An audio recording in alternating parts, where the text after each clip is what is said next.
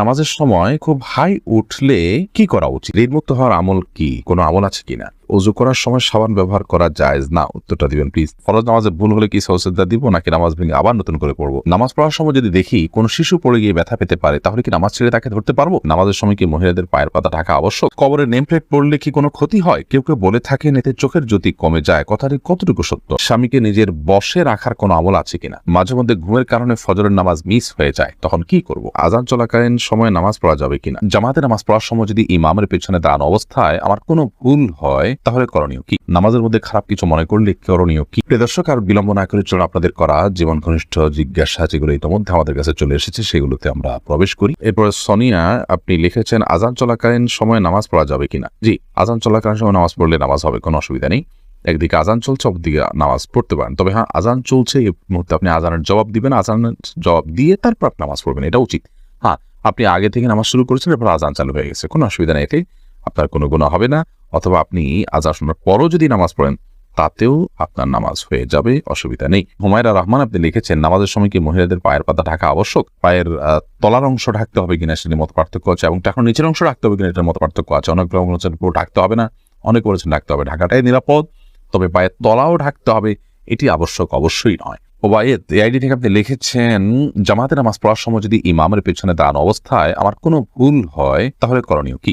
ইমামের পেছনে যদি আপনার ভুল হয়, দেখতে হবে ভুলটা কি ধরনের ভুল। যদি ফরজ তরক হয়ে থাকে তাহলে আপনার সেটি আবার আদায় করতে হবে, পুনরায় সেই নামাজ রাকাত আবার পড়তে হবে, কারণ হলো ফরজ তরক হলে সেটি রিকভার করার কোনো সুযোগ নেই। ধরুন আপনি রুকুই করলেন না, রাকাতটা চলে গেল, সিজদাই করলেন না, রাকাতটা মিস হয়ে গেল, তাহলে তো ফরজ তরক হয়ে গেল, যদি আপনার নামাজ হবে না, এটা আবার পড়তে হবে রাকাত। আর যদি ইমামের পেছনে কোনো ওয়াজিব আপনার ছুটে যায় তাহলে এই ক্ষেত্রে নর্মালি সুজদা দেওয়ার কথা, কিন্তু ইমামের পেছনে থাকার কারণে আপনার সুজদা বর্তাবে না, বরং ইমামকে আপনি অনুসরণ করবেন, ফলো করবেন। আর যদি সুন্নাত ছুটে যায় তাহলে তার সুজদার বিষয় নাই, নামাজ হয়ে যাবে। মাসুম আহমেদ আপনি লিখেছেন দেনমোহর বেশি দিয়ে বিয়ে করেছি, আমার সবটুকু দেওয়ার মতো অবস্থানে এখন কি করতে পারি? স্ত্রীর কাছ থেকে বোঝাপড়া করে মাপ চেয়ে নিবেন, অথবা দীর্ঘমেয়াদে সেটা আদায় করার জন্য কোনো একটা প্ল্যান করবেন যে কিছু কিছু করে দিয়ে যাতে করে আদায় হয়ে যায়, সে চেষ্টা আপনাকে করতে হবে। মাসুমা আক্তার আপনি লিখেছেন সুজদা দিতে ভুলে গেলে করণীয় কি? যখন স্মরণ আসবে তখন দিয়ে দিবেন। আর যদি আপনি সালাত শেষ করে অন্যদিকে হাঁটাচলা করছেন তারপরে মনে হয়েছে তাহলে সেক্ষেত্রে আপনি আবার সে নামাজ পড়বেন। শারমিন নাইম আপনি লিখেছেন নামাজ পড়ার সময় যদি দেখি কোনো শিশু পড়ে গিয়ে ব্যথা পেতে পারে তাহলে কি নামাজ ছেড়ে তাকে ধরতে পারবো? যদি দেখেন যে সে ক্ষতিগ্রস্ত হতে পারে, বড় ধরনের ক্ষতিগ্রস্ত, বিশেষ করে জীবন হুমকির মধ্যে পড়তে পারে, এরকম পরিস্থিতি হলে অবশ্যই নামাজ পড়ে আপনি তার জীবন রক্ষা করবেন। শিশু শুধু নয়, যে কোনো মানুষের ক্ষেত্রে প্রযোজ্য। ধরুন আপনি নামাজে দাঁড়িয়েছেন, একজন মানুষ পানিতে পড়ে গেছেন, তিনি সাঁতার জানেন না, তিনি ডুবে মৃত্যুর মুখে পতিত হতে পারেন, আপনি তাকে বাঁচানোর সুযোগ আছে, তাহলে আপনি নামাজ ছেড়ে দিয়ে তাকে বাঁচাতে হবে। এটার ব্যাপারে সমস্ত ফুকাহা কেরাম একমত। ঠিক একই ভাবে একটা শিশু, সে যদি কোনো বিপদের মুখে পড়তে যাচ্ছে, আপনি দেখতে পাচ্ছেন যে মৃত্যুর মুখে পতিত হতে পারে, বড় ধরনের বিপদ হতে পারে, আপনি নামাজ ত্যাগ করে তাকে ধরতে পারেন, কোনো অসুবিধা নেই।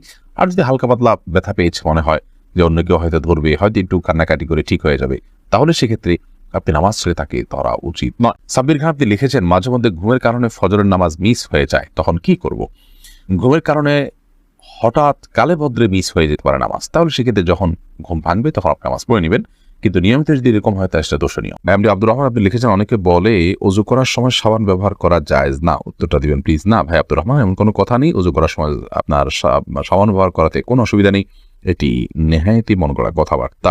এসকে জুবাইর আপনি লিখেছেন কবরের নেম প্লেট পড়লে কি কোনো ক্ষতি হয়? কেউ কেউ বলে থাকেন এতে চোখের জ্যোতি কমে যায়, কথাটি কতটুকু সত্য? ভাই জুবাইর, এটা একেবারেই অসত্য, একেবারেই অমূলক, একেবারেই আপনার ভিত্তিহীন এবং কুসংস্কারাচ্ছন্ন বিশ্বাস এবং উক্তি। কবরের নেম প্লেট পড়াতে কোনো অসুবিধা হয় না। অন্য যে কোনো কিছু পড়লে যেরকম তার সাথে আপনার যে কোনো সাধারণ কোনো জায়গাতে আপনি কোনো মানুষের নাম লেখা আছে, তার জন্ম মৃত্যুর সন তারিখ লেখা আছে, এরকম কোনো কিছু দেখলে সেখানে যেরকম কোনো অসুবিধা নেই, কবরের নেম প্লেট পড়াতেও কোনো অসুবিধা নেই, এটা নেহায়েতি কুসংস্কার। মোহাম্মদ হোসেন আপনি লিখেছেন ঋণমুক্ত হওয়ার আমল কি? কোনো আমল আছে কিনা? ঋণমুক্ত হওয়ার জন্য অনেকগুলো আমল, অনেকগুলো দোয়ার কথা আছে। এর মধ্যে থেকে একটি দোয়া খুব সহজ, সেটা হলো আল্লাহুম্মা কফিনি বিহালালিকা আন হারামিক ওয়া আগনিনি বিফদলিকা আম্মান সিওয়াক। আল্লাহ, আপনি আমাকে হারাম এর পরিবর্তে হালাল দিয়ে আমার জন্য আপনি যথেষ্ট হয়ে যান, হালাল যেন আমার জন্য যথেষ্ট হয়ে যায়, এবং আপনি ছাড়া অন্য কারোর উপর যেন আমাকে নির্ভর করতে না হয়, আপনি তার থেকে আমাকে অমুখাপেক্ষী করে দিন। এই দোয়াটি ঋণমুক্ত হওয়ার জন্য আমরা পড়তে পারি। এছাড়া আল্লাহ তাআলার কাছে সাধারণভাবে দোয়া করতে পারি। বিভিন্ন দোয়া আছে, আল্লাহুম্মা ফারিজাল হাম দীর্ঘ একটা দোয়া আছে। এই দোয়াগুলো আমরা ঋণ মুক্তির জন্য আল্লাহর কাছে বিশেষভাবে পেশ করতে পারি। তাছাড়া আরেকটা দোয়া আছে, আল্লাহুম্মা ইন্নী আউযু বিকা আল্লাহুম্মা ইন্নী আউযু বিকা মিনাল হাম্মি ওয়াল হাযান ওয়া আউযু বিকা মিনাল আজজি ওয়াল কাসাল ওয়া আউযু বিকা মিন গালাবাতিদ দাইনি ওয়া কাহরির রিজাল। এই দোয়ার শেষ অংশের অর্থ হলো ওয়া আউযু বিকা মিন গালাবাতিদ দাইন, আল্লাহ ঋণের প্রাবল্য, ঋণের প্রাধান্য, যেটার কারণে আমার ঋণের বোঝা আমি নুয়ে পড়ি, এটা থেকে আমি আপনার কাছে পানাহ চাই। ওয়া কাহরির রিজাল, এবং মানুষজন আমার উপরে চড়াও হয়, এরকম কোনো পরিবেশ পরিস্থিতির মুখোমুখি হওয়া থেকে আমি আপনার পানাহ চাই। তো এই দোয়াটাও আমরা পড়তে পারি। ঋণ মুক্তির জন্য অনেকগুলো দোয়াই আছে, আমরা সেগুলো অনুসরণ করতে পারি। ইনশাআল্লাহ বিদিনিল্লাহ আমরা এটার উপর ভিন্ন কোনো একটা স্বতন্ত্র ক্লিপে কথা বলার চেষ্টা করবো, আল্লাহ তাআলা তৌফিক দান করে। ইসরা জাহান জানতেছেন, স্বামীর পদবি কি স্ত্রীর নামের সাথে লাগানো যাবে? স্বামীর পদবি স্ত্রীর নামের সাথে লাগানোটা সুন্নাহ বিরোধী কাজ। লাগালে যে কোনো বড় গুনাহ হবে এমন নয়, কিন্তু এটি উচিত কাজ নয়। স্ত্রীর নামের শেষে তার বাবা, তার বংশের নামকে পদবি হিসেবে উল্লেখ করবেন। এরপরে লাবণ্য আখতার প্রীতি আপনি জানতে চেয়েছেন, ফ্রাইডে সূরা কাহাফ পড়তে হয়, এতে সম্পূর্ণ সূরা পড়তে হবে নাকি কিছু আয়াত পড়লেই হবে? সম্পূর্ণ সূরা পড়া হলো উচিত, এবং কিয়ামত দিন সেটি আলোর কাজ দিবে। যদি হাদিসের সনদ দিয়ে অনেকে আপত্তি তুলেছেন, তবে বিশুদ্ধ মত অনুযায়ী পড়া যায় এবং পড়া উচিত। পড়লে কিয়ামত দিন সেটা আলো বা লাইটের কাজ দিবে ইনশাআল্লাহ। আফরোজা মিতা আপনি জানতে চেয়েছেন, হজের জন্য ডিসিশন করে মারা গেছেন, এখন কি করতে হবে? যদি তার উপরে হজ আগেই ফরজ ছিল, যে বছর ডিসিশন করেছেন সেই বছর নয়, তারও আগে থেকে ফরজ ছিল, তাহলে সেক্ষেত্রে তার ওয়ারিশে তার পক্ষ থেকে পরবর্তীতে হজ করানোর ব্যবস্থা করবেন, কাউকে দিয়ে বদলে হজ করাবেন। অথবা যদি তার যে বছর রেজিস্ট্রেশন করেছেন, টাকা জমা দিয়েছেন, সেই বছরই তার উপর হজ ফরজ হয়েছিল, তাহলে পরবর্তীতে কোনো বছর তিনি চাইলে হজ করবেন, তাতে ইনশাআল্লাহ তার দায়িত্ব পালন হয়ে যাবে। তিনি তিনি তো মারাই গেছেন, পরবর্তী কোনো বছর আর তার হজ করার প্রয়োজন নেই, কারণ হজ ফরজই হয় না তার উপরে। তিনি টাকা জমা দিয়েছেন কিন্তু যাওয়ার স্কোপ পান নাই, তার মানে হজ ফরজনের সাধ্যেই আসে নাই, বিধায় তার পক্ষ থেকে পরে হজ না করলেও চলবে। ইমরান জানতে চেয়েছেন, অজু করার সময় আজানের উত্তর দেওয়া যাবে কিনা? যাবে, ফাঁকে ফাঁকে আপনি দিতে পারেন, তবে পানি অপচয় করে না, টেপ বন্ধ করে ফাঁকে ফাঁকে দিয়ে নিতে পারেন। তানভীর চৌধুরী ইচ্ছু আপনি জানতে চেয়েছেন, অনেকগুলো দোয়া যখন পড়বো তখন কি প্রতিটি দোয়ার জন্য বিসমিল্লাহ পড়তে হবে? না, দোয়া পড়ার আগে বিসমিল্লাহ পড়ার প্রয়োজন নেই। দোয়া স্বয়ংক্রিয়ভাবে ওইটা আল্লাহর নামই, দোয়ার মধ্যে আল্লাহর নাম থাকেই, বিধায় আলাদা করে বিসমিল্লাহ পড়ার প্রয়োজন নেই কোনো দোয়া শুরুতে। নুরুল ইসলাম জনি জানতে চেয়েছেন, 4 কুল সহ আয়াতুল কুরসি পড়ার পরেও বাজে স্বপ্ন দেখি, এটা থেকে বাঁচার উপায় কি? অনেক সময় এগুলো শারীরিক দুর্বলতার কারণে হয়ে থাকে। আপনি ডক্টর শরণাপন্ন হতে পারেন, অজু করে শোবেন, এবং দুঃস্বপ্ন দেখলে বাম পাশে থুতু ফেলবেন, 3 বার আমন্তু বিল্লাহে পড়বেন, থুতু বলতে হালকা করে। এর মাধ্যমে ইনশাআল্লাহ দুঃস্বপ্ন থেকে বাঁচতে পারেন। হোসেন আহমেদ জানতেছেন, মোবাইলের রিংটোন কি গান বাজানোর অন্তর্ভুক্ত? মোবাইলের রিংটোনের মধ্যে যদি মিউজিক থাকে, সেটি অবশ্যই গান বাজানোর অন্তর্ভুক্ত হবে। যথাসম্ভব কম মিউজিক বা মিউজিক ছাড়া কোনো কিছু দিয়ে মোবাইলের রিংটোন সেট করতে হবে। হযরত আক্তার পলি জানতেছেন, কোরআন তেলাওয়াতের সময় আজান উত্তর দেওয়ার বিধান কি? কোরআন তেলাওয়াতের সময় কোরআন তেলাওয়াত থামিয়ে দিয়ে আজান উত্তর দিয়ে তারপর তেলাওয়াত কন্টিনিউ করবেন, এটা উত্তম। আর না দিলেও কোনো অসুবিধা নেই, তেলাওয়াত কন্টিনিউ করতে পারেন। হেলাল উদ্দিন জানতেছেন, কোনো মা নামাজরত থাকাকালীন সময় তার শিশু বাচ্চা যদি খাবার জন্য কান্নাকাটি শুরু করে, তবে কি নামাজ ছেড়ে বাচ্চাকে খাওয়াতে পারেন? না, ফরজ নামাজ হলে অবশ্যই নামাজ শেষ করে তারপরে খাওয়াবেন। নফল নামাজ হলে যদি বাচ্চাকে না ধরতে যান, না খাবার দিতে চান, বাচ্চার অসুবিধা হতে পারে, তাহলে সেক্ষেত্রে আপনি নামাজ ভাঙতে পারেন। অন্যথা আপনি নামাজকে খুব দ্রুত শেষ করে তারপরে বাচ্চাকে খাবার দিবেন। বাচ্চার কান্না না দেওয়ার কারণে নামাজকে দ্রুত শেষ করা, এটি রাসূল আকরাম সাল্লাল্লাহু আলাইহি ওয়াসাল্লাম থেকে প্রমাণিত। তিনি নিজে কিন্তু নামাজকে একবার সংক্ষিপ্ত করেছেন, দ্রুত শেষ করেছেন, যখন বাচ্চার কান্না আওয়াজ তিনি শুনতে পেয়েছেন। কোরআনের পথ আলোর পথে আইডি থেকে জানতেছেন, মেয়ের পছন্দ অনুযায়ী বিয়ে না দিয়ে অন্য কোথাও জোর করে বিয়ে দেওয়া যাবে কি না? মেয়ের পছন্দ অনুযায়ী বিয়ে না দিয়ে অন্য কোথাও জোর করে বিয়ে দেওয়া জায়েজ নাই, যদি মেয়ে সম্মত না থাকে। মেয়ে সম্মত না থাকলে সেখানে বিয়েই হবে না। এরপরে HM আসিবুল হাসান আপনি জানতে চেয়েছেন, অনেক জায়গায় 786 এই সংখ্যাগুলো লেখা থাকে, বিসমিল্লাহির রহমানির রহিম বোঝানো হয়, এটা সঠিক কিনা? না, এটা সম্পূর্ণ ভুল কাজ। বিসমিল্লাহির রহমানির রহিম আপনি কোথাও লিখতে হলে পূর্ণাঙ্গ বিসমিল্লাহির রহমানির রহিম লিখবেন, অথবা শুধু বিসমিল্লাহ লিখবেন, কমপক্ষে এটুকু লিখবেন। 786 এটা বিসমিল্লাহর কাজ দিবে না। আরবি বর্ণের একটা আছে, মান আছে, যেমন আলিফের মান 1, বায়ের মান 2, জিমের মান 3, এভাবে মান আছে এক একটা অক্ষরের। এই অক্ষরের একটা মান আবিষ্কার করে অক্ষর দিয়ে আপনার ওই ফিগার উল্লেখ করে ওই ইয়েটাকে বোঝানো, আপনার কি জানি বলে, আরবি শব্দটাকে, বাক্যটাকে বোঝানোর একটা প্রবণতা আছে। এটি মূলত শুরু করেছে কোনো এক মুশরিকরা, সেটি অন্য মুশরিকরা সেটার আপনার ধারণ বাহন করেছে। এটা আস্তে আস্তে মুসলমানদের মধ্যে প্রবেশ করে গেছে। বিস্তারিত উইকিপিডিয়া সব বিভিন্ন ওয়েবসাইট এই সমস্ত তথ্য রয়েছে।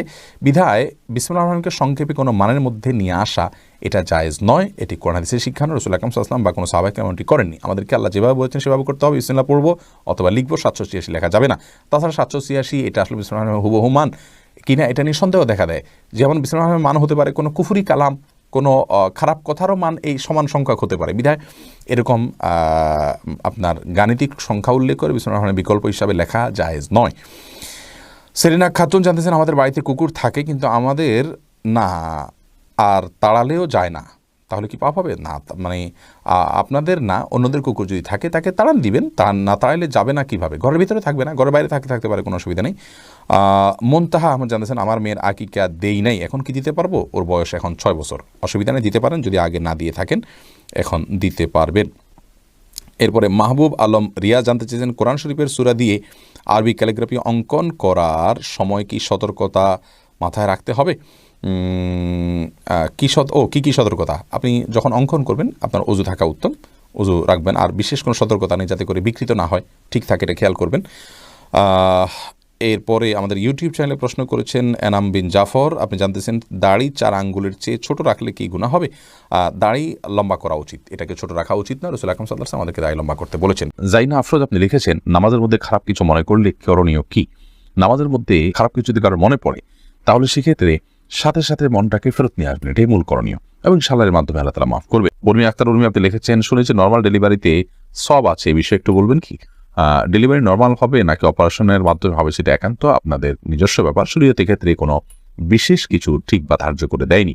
নর্মাল ডেলিভারি হলে বিশেষ সব আছে এমন কোনো কথা নেই। তবে হ্যাঁ, মায়েদের যদি সন্তান প্রসব করতে গিয়ে দুনিয়া থেকে আল্লাহ না করে চলে যেতে হয়, মৃত্যু হয়ে যায়, তাহলে সেক্ষেত্রে তারা শাহাদাতের মর্যাদা পাবেন, সেটি ভিন্ন বিষয়, সেটার সাথে নর্মাল বা অপারেশনের কোনো সম্পর্ক নেই। ইসরাত জাহান পারভী আপনি লিখেছেন, ফরজ নামাজে ভুল হলে কি সজদা দিব নাকি নামাজ ভেঙে আবার নতুন করে পড়বো? যদি ওয়াজিব তরক হয়, ওয়াজিব ছুটে যায়, তাহলে সে দেশেও দিবেন, যদি ফরজ ছুটে যায় তাহলে ওই নামাজ আপনাকে আবার পড়তে হবে, আর যদি সুন্নত ছুটে তাহলে তো কিছুই বিশেষ করার নেই। এই জন্য ফরজ কোনটা, ওয়াজিব কোনটা, সুন্নত কোনটা সেটা আপনাকে জানতে হবে। এরপরে আয়েশা আমির আপনি লিখেছেন, স্বামীকে নিজের বশে রাখার কোনো আমল আছে কিনা? স্বামীকে বশে কেন রাখতে চাচ্ছেন? স্বামীকে বশে রাখলে আমার সব কথা শুনবে এমনটি আমরা চাই বা কামনা করি। পৃথিবীতে মানুষ যা চাইবে তার সব হবে, এমনটি আসলে হওয়ার জায়গা পৃথিবী নয়, এমন জায়গা তো জান্নাত। অতএব বশে রাখার জন্য আমল বলতে আমাদের সমাজে বিভিন্ন রকমের তাবিজ, কবজ, তদবির ইত্যাদির প্রচলন আমরা দেখে থাকি। এগুলো গর্হিত এবং কোনোটি শিরক এবং কুফরি পর্যায় পর্যন্ত নিয়ে যেতে পারে, বিধায় এগুলো কোনো অবস্থাতে করা উচিত নয়। স্বামীকে আপনি চান যে স্বামী কোনো আপনার প্রতি জুলুম অবিচার না করুক, আপনার হক ঠিকঠাক আদায় করুক, আপনাকে ভালোবাসুক, সেটা যদি আপনি চান তাহলে সেক্ষেত্রে আপনি নিজে ভালো হয়ে চলুন, তার ভালোবাসা অর্জন করার জন্য চেষ্টা করুন, নিজেকে একজন উত্তম স্ত্রী এবং আকর্ষণীয় করে তার সামনে উপস্থাপন করুন, এবং তাকে ভালো মানুষ হওয়ার জন্য বিভিন্ন দিক থেকে হেল্প করুন, আল্লাহর কাছে দোয়া করুন, এগুলো আপনার কর্তব্য। এর বাইরে আপনার গতানুগতিকভাবে আমাদের সমাজে অনেক বোনরা আছেন যে স্বামীকে বশে আনার জন্য বিভিন্ন কবিরাজের কাছে যান, তারা বিভিন্ন আপোষের তাবিজ দেয়, এগুলো গর্হিত কাজ এবং গুনাহের কাজ, কোনো কোনো ক্ষেত্রে ঈমান বিধ্বংসী কাজ হতে পারে, এবং এর ফলশ্রুতিতে অনেক সময় ক্ষতির মুখোমুখি হয় মানুষ, বিধায় এগুলো করা উচিত নয়। এরপরে নওশিন আক্তার আপনি লিখেছেন, নামাজের সময় খুব হাই উঠলে কি করা উচিত? নামাজের সময় যদি অনেক বেশি হাই উঠে তাহলে আপনি যে কোনো সময় নামাজের বাইরে হাই উঠলে হাইটাকে বাধা দেওয়ার চেষ্টা করা উচিত, কারণ হাই তোলার মাধ্যমে আপনার শয়তান মানুষের ভেতরে প্রবেশ করার বিশেষভাবে সুযোগ লাভ করে থাকে, এবং দুষ্টু জিনে আক্রান্ত মানুষগুলোকে দেখবেন যে খুব বেশি হাই তুলতে থাকে। আমি এরকম অনেক মানুষকে দেখেছি যারা দুষ্টু জিনের প্রভাবে প্রভাবিত, তাদের উপর দুষ্টু জিনের প্রভাব বেশি হওয়ার কারণে তারা এত বেশি হাই তোলেন যেটা স্বাভাবিক কোনো মানুষ হাই তোলে যে সেরকম কোনো বিষয় না। এই জন্য হাই তোলার এই সময়টাতে এই শয়তান মানুষের ভিতরে প্রবেশ করে, দুষ্টু জিন প্রবেশ করে, সেজন্য এটাকে হাত দিয়ে বাধা দেওয়া উচিত। মুখের কাছে হাত বা কোনো কিছু নিয়ে গেলে কিন্তু হাইটা বন্ধ হয়ে যায়। নামাজের মধ্যে সেই কাজটা আমরা করতে পারি, তবে নামাজের মধ্যে হাই তোলার পর এমনি বিশেষভাবে নামাজের মধ্যে হোক, নামাজের বাইরে হোক, কোনো অবস্থাতেই বিশেষ কোনো দোয়া নেই।